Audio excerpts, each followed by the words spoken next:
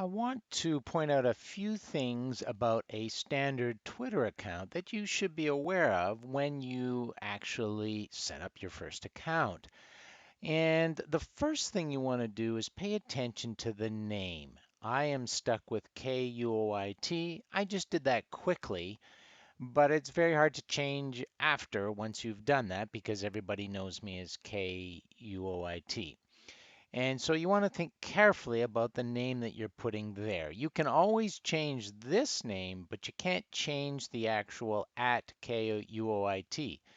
And by the way, when someone asks you about your Twitter account, you would say it's at, well, you wouldn't say at KUIT, but it'd be at and then the name you chose. The second thing you want to remember is that you need to put in some sort of picture here. Now, I put a picture of myself because I don't mind doing that. Some of you might not feel comfortable with that, and that's fine. You can put in any kind of design or symbol or something that represents the theme that you want to portray for your Twitter account. Okay, so you want to think about that. And so you can put a friendly dog in there if you want. You can put anything in there. People like to see professional sorts of images. So either a picture of you or some sort of design logo. All right. So that's the second thing you want to be aware of. You don't want the egg, which is the default. The other thing that you want to be aware of is a Twitter banner, and you'll have to look up the actual dimensions about putting one in. I actually got a picture and then I went and then I put in these labels and put that in there. And it takes a little time to do that, but it's well worth it. It's worth having some image that sort of communicates what you are about. Now, it can be something friendly like nature, and maybe things are general right now and you don't need to put a title.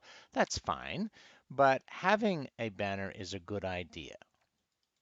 The other thing you need to be aware of is that you can, here are the tweets, as in the short messages or links that I send out, the number of people that I am following, the number of people that are following me, and the number of likes that I have put in or I have selected when I've liked a particular tweet.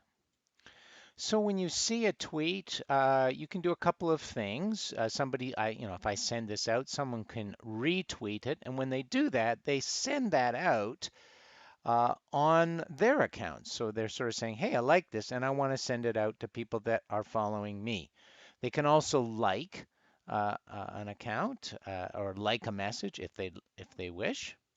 And you can click here for more options if you would like to explore, but I'll keep it simple right now. The other important thing here is searching. So when you want to search for a message, uh, you can type in anything here. Now, a lot of people use something called a hashtag or a number sign, and then they can put in, I could put in ed tech, for example, and that would find out everything that I want in terms of educational technology. But I don't need the hashtag. I can just search up for things that I'm interested in, and those tweets or the leading tweets will come up. And if I want to create a tweet, I would just click on this. And I can compose my tweet. You have 140 characters. I can add images. Typically, I might add a link as well. There's all kinds of things. You could add a poll. I don't see it used very often. So the other thing you can do is go to people's accounts. So say you went to my account, which is at KUIT, and you might like to you go to more if you're not sure who to follow, and you go to lists. So then you might come up here and say, oh, well, look at the top 50 ed tech influencers. I might like to actually be on that list. And so you could choose to subscribe. And you can also just take a look at the kinds of things that are posted from the leading experts. Those are good tweets to retweet, and I highly recommend it. And finally, to get back to your account at any point, once you log in, just click on View Profile, and you will return.